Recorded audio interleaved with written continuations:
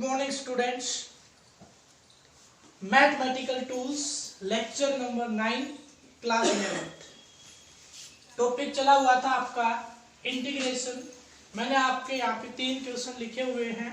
आज इन तीनों को सोल्व करेंगे और एक मेथड इंटीग्रेशन का वो हम सीखेंगे जिसको इंटीग्रेशन बाय पार्ट बोलते हैं। जो u इंटू वी मेथड आपने डिफरेंशिएशन में पढ़ा था, ऐसे ही u इंटू वी मेथड हम इंटीग्रेशन में भी पढ़ेंगे। तो देखिए यहाँ पे फर्स्ट क्वेश्चन है, find the integration of sin 4x limit 0 to π/4। तो यहाँ पे साइन का क्या होता है, डिफरेंशिएशन क्या होता था, साइन का कोस और कोस का होता था माइनस साइन, और इंटीग्रेशन उसका अपोजिट होता है। तो साइन का क्या होना चाहिए, माइनस कोस। तो यहाँ पे मैं डायरेक्ट कर रहा हूं, यहाँ पे जो इंटीग्रेशन इसका आएगा ये क्या आएगा, माइनस ऑफ कोस और एंगल एज इट इज। उसमें अगर आपको याद हो फिर इस एंगल का अलग से करते थे, तो ये जो एंगल के साथ ये जो 4 है ये कहा जाता था आगे। तो इसमें मल्टीप्लाई हो रहा था ना डिफरेंशिएशन में, तो इंटीग्रेशन में क्या होना चाहिए, ये डिवाइड। तो ये 4 कहा जाएगा, तो ये आपके पास इसका क्या हो गया है इंटीग्रेशन। लेकिन लिमिट और गिवन है आपके पास, कहां से कहा, 0 to π/4। कल मैंने आपको बताया था कि ये लिमिट कहां रखनी होती है, ये बताएगा। d के बाद जो टर्म आ रही है उसकी जगह पे लिमिट रखनी है। d के बाद क्या रहा है, x। तो जहां अपने पास इस इक्वेशन में x आया वहां पे हम क्या रखेंगे, पहले अपर लिमिट, फिर क्या करेंगे minus lower limit which is equal to. तो इस माइनस को बाहर ले लो और चाहे आप अंदर रख सकते हो। तो मैं माइनस को बाहर लेके सोल्व कर रहा हूं। देखिए कोस, चलो ये बाहर 4 भी बाहर ले लेता हूं, -1/4 बाहर ले लिया। तो अंदर आपके पास क्या बचा, कोस 4 into π/4 माइनस लोअर लिमिट कोस 4 into 0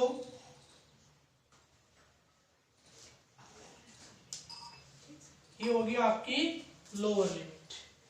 अब इसको सॉल्व कर दीजिए, विच इज इक्वल टू -1/4, और ये आपका है 4 से 4 कैंसिल, कोस पाई यानी कोस 180 माइनस कोस 0।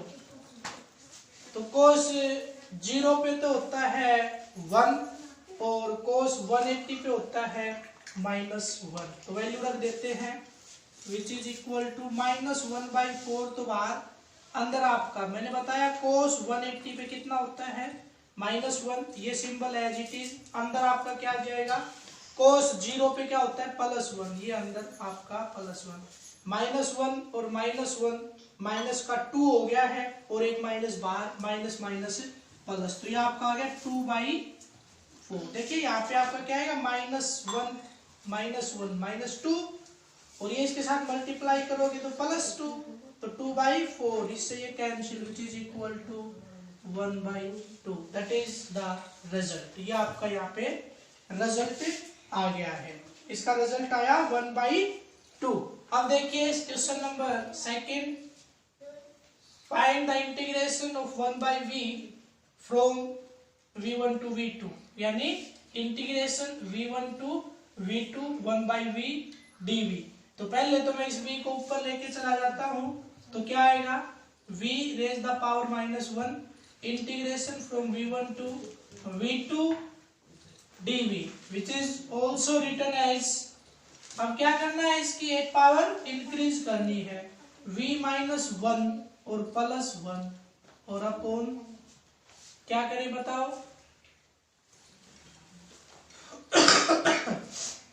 जो यहाँ पे आया -1 और इसमें मैंने एक पावर इंक्रीज की +1 कर दिया, तो 1 -1 यानी 0 हो गया, और समथिंग अपॉन 0 क्या होता है, समथिंग अपॉन 0, और लिमिट आपका v1 to v2। तो समथिंग अपॉन 0 आपका इन्फिनिटी होता है, वो हम यहाँ पे एज इट इज लिख देंगे। तो यहाँ पे आपके पास जो रिजल्ट आया है ये कुछ इसमें गड़बड़ लग रही है। वो गड़बड़ ये है कि कहीं ना कहीं यहाँ पे log का यूज होना होता है। किसका यूज होना होता है? log का। तो वो मैं आपको बता देता हूं, integration of 1/x with respect to x is equal to log x। ये इसका इंटीग्रेशन होता है। तो यहाँ पे आपके पास जो अगर ये मेथड यूज करोगे तो आपके पास कोई रिजल्ट मिला नहीं। तो एक रूल होता है आपका, integration of 1/x with respect to x, यानी 1/v dv का इंटीग्रेशन log v होगा। क्या होगा? log v होगा। तो वो एज इट इज आपको यहाँ पे रखना पड़ेगा, अदरवाइज आपका रिजल्ट गलत आएगा। यानी जिस तरह से हम डिफरेंशिएशन में पावर को ऊपर ले जाके माइनस करके कर लेते थे और हमारा रिजल्ट आ जाता था, वैसे इंटीग्रेशन में नहीं आएगा। तो क्या आएगा? मैंने अभी बताया आपका 1/x dx का क्या होता है? log x plus constant. लेकिन यहाँ पे लिमिट है तो कांस्टेंट आएगा नहीं, तो क्या जाएगा ये आपका log v। लिमिट कहां से कहा? v1 to v2। अब आपने अगर log के बारे में पढ़ा हो तो आपने देखा होगा जो log होता है उसके यहाँ पे बेस होता है, कहीं पे 2 होता है तो कहीं पे 10 होता है तो कहीं पे e होता है। तो यहाँ पे जो रिजल्ट आता है वो log e आता है। इसका बेस क्या होता है? e होता है। और जो हमारे पास वैल्यूज होती हैं, लोग टेबल कभी आपकी क्लास लगेगी तब आपको देखना सिखाएंगे, तो उस टाइम पे बताएंगे कैसे इसको कन्वर्ट किया जाता है, किस पार्ट की वैल्यू आपकी टेबल में देखी जाती है। अभी आप केवल इंटीग्रेशन सीखना है। तो मैंने बता दिया आपका ये फॉर्मूला है, 1/x का log x होता है तो 1/v का मैंने कर दिया log v। ये बेस आपका e रहेगा। अब यहाँ पे upper limit minus lower limit को सोल्व कर दीजिए। तो ये हो गया log अपर लिमिट क्या है? v2 minus log v1। इससे आपके पास ये रिजल्ट बना। अब यहाँ पे फिर दोबारा से फॉर्मूला यूज होगा और वो क्या होता है? log a minus log b is equal to log a upon b। ये फॉर्मूला हम यहाँ पे यूज कर देंगे। नोट कर लीजिए formula, log a minus log b is equal to log a upon b। तो इसको मैं क्या लिख सकता हूँ? log e v2 upon v1। That is our result. ये हमारा क्या रहेगा? रिजल्ट रहेगा। नेक्स्ट है आपके पास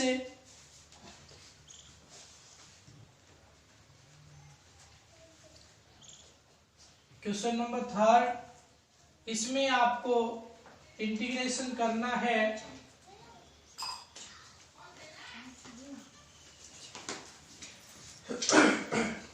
m अपॉन में l आपका यहाँ पे गिवन था, where m and l are constants. तो m अपॉन में l को कांस्टेंट और इसको बाहर ले लेते हैं। तो अंदर आपको x स्क्वायर का क्या करना है? इंटीग्रेशन। x स्क्वायर का इंटीग्रेशन 2 प्लस 1 दैट इज 3। तो ये आपका 3 यहाँ पे आ गया और लिमिट रख दोगे minus l/2 to l/2 which is equal to m/l आपका कांस्टेंट था। ये 3 भी बाहर ले आता हूं मैं, तो 3 इसके साथ लगा दिया। अंदर बच गया आपका x रेज यानी x क्यूब। तो पहले आप क्या रखोगे? l/2 l अपॉन 2 का क्यूब माइनस l अपॉन 2 और ये है माइनस का, ये आपका किसका है? माइनस का। और इसका भी क्या रहेगा? आपका क्यूब रहेगा। ये आपके पास रिजल्ट बना। अब इसको ओपन कर देना है आपको। तो क्या हो जाएगा? देखिए पहले तो देखिए ये माइनस और ये माइनस हो जाएगा आपका प्लस। तो मैं कर रहा हूं m अपॉन 3l। ये 2 भी कॉमन है लेकिन इसका क्यूब है तो 2 का क्यूब बाहर आ जाएगा इंटू 2 का क्यूब। ये मैं बाहर ले आया तो देखिए यहाँ पे क्यूब था तो बाहर जो आएगा वो 2 का क्यूब ही आएगा। ये माइनस और ये माइनस मिलके हो गया आपका प्लस, तो ये आपके पास बच गया L cube plus L cube यानी 2l क्यूब। अब इसको सोल्व करेंगे तो आपके पास इस l से इसकी एक पावर कम हो जाएगी, ये हो गया आपका ml स्क्वायर अपॉन 3 और ये 2 था, इससे इसकी पावर कम हो जाएगी इंटू 2 2 जा 4। तो ये आपके पास रिजल्ट आ गया है ml square by 12, that is the result. ये हमारे पास इसका क्या रहेगा, रिजल्ट रहेगा। तो मैथमेटिकल टूल्स का लास्ट क्वेश्चन और आज के वीडियो का भी लास्ट क्वेश्चन। कल से हम शुरू करेंगे फिजिक्स का फर्स्ट चैप्टर फिजिकल वर्क। तो देखिए क्वेश्चन में वैसे बहुत कम यूज होता है फिजिक्स में ये, लेकिन आए 2 या 3 बार तो 12th में, एक बार 11th में पक्का यूज होगा ही होगा। तो मेनली जो बायो के स्टूडेंट्स हैं उनको यहीं से अपना याद कर लेना है, क्योंकि मैथ वालों के तो मैथ में आएगा, उनको बार बार करने से ही अपने आप याद हो जाता है। लेकिन 11th वालों को तो बायो वालों को तो जितनी बार मैं करवाऊंगा उतनी बार रिपीट होगा। तो मैं इसको ज्यादा से ज्यादा आज करवा रहा हूँ और इसके बाद पूरी 2 साल में 3 या 4 बार और करवा दूंगा। तो इसलिए आपको थोड़ी सी मेहनत करनी है, अच्छे से जो मैथमेटिकल टूल्स के वीडियो हैं उन सभी को अच्छे से वॉच करके और याद रखना है, क्योंकि आपके पास ये दोबारा नहीं आएंगे, सीधे अब आर्टिकल आएंगे, वहां पे इनका यूज होगा। हो सकता है मैथ वालों के बहुत से क्वेश्चन रिपीट हो जाए, लेकिन बायो वालों के रिपीट नहीं होने हैं। इसलिए आप इस रूल को अच्छे से देखिए मैंने लिखा है इंटीग्रेशन बाय पार्ट, इसको भी वही बोलते हैं u into v method of integration. तो यहाँ पे मैंने लिखा u v dx, इसका इंटीग्रेशन देखिए, ये इसका फर्स्ट पार्ट और ये इसका सेकंड, 2 पार्ट में मैंने इसको डिवाइड किया, u फर्स्ट है और v सेकंड है। देखिए पहले मैं फॉर्मूला बताता हूँ, फिर उसके बाद आपको सिलेक्शन बताऊंगा u किसको मानना होता है और v किसको मानना होता है। तो देखिए फर्स्ट पार्ट जो है वो मैंने लिख दिया as it is and integration of second part u as it is integration of v, minus का सिंबल इंटीग्रेशन, यानी इसके अंदर जितनी भी टर्म आएगी माइनस के बाद जो लगाया इंटीग्रेशन, फिर मैंने यहाँ पे बड़ी ब्रैकेट लगाई है, उसका आने के बाद दोबारा से इंटीग्रेशन करना पड़ेगा।